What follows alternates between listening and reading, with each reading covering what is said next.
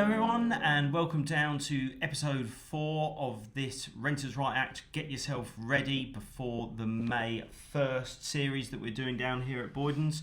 Today we're talking about rent reviews, which I feel is a bit of a hot topic, I suppose, isn't it, Paul? Yeah, and I think the way that they have to be done has changed, and over to Paul to talk us through it a little bit. Yeah, so Section 13 has always been around, and it's been an apparatus that's been used in order to secure rent reviews.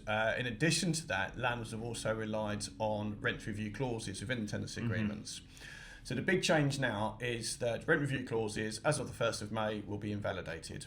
So you may have them in your tenancy agreement, whilst you don't have to reissue a new tenancy agreement come the 1st of May for existing tenancies. Those clauses, whilst they're in the agreement, will be invalidated. The only apparatus for increasing the rent will be a Section 13 notice. Now the Section 13 notice, which is Form 4A, I believe, is being updated. I think you can probably download the draft version already, just waiting for the final version from the government website. That does come with a new notice period. They've extended the notice period from 1 month to 2 months. All right. And it's a slightly different manner in how you review the rents. So just before you go any further, Paul, you said it's 2 months. Is that from rent due date or from date of service? Rent due date. So that's... Currently, you can issue a Section 13. It doesn't have to be on a rent due date. After the 1st of May, all rent increases will take place from the rent due date. All right. So you can issue it on that any time, but it has to link in with the rent due date, and there needs to be 2 months clear notice. 2 months clear notice. Correct. So if you do it a day after the day of the rent was paid, then it's basically 3 months notice. Yeah, exactly. That's Super poor admin. It's just making sure the admin is there, so you minimise the notice period.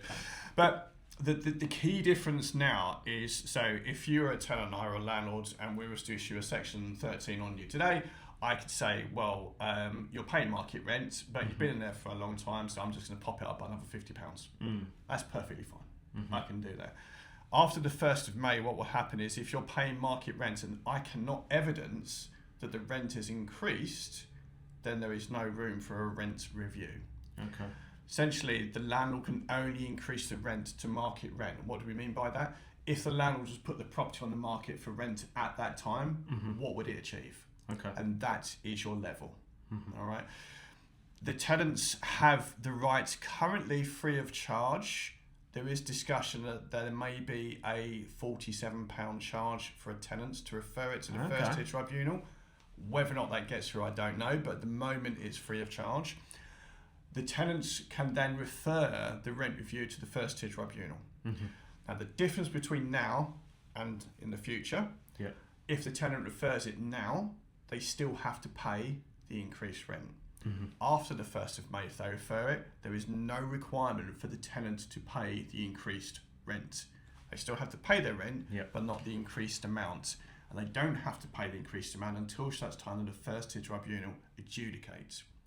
Now, the first tier tribunal will only adjudicate to the point that you have the rent that you've requested or below. They will never go over.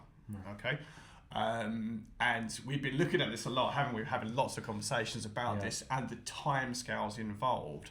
And we worked it out, it was going to be best part of a year based on the current workload and staffing levels at the first tier tribunal for a rent review to be adjudicated.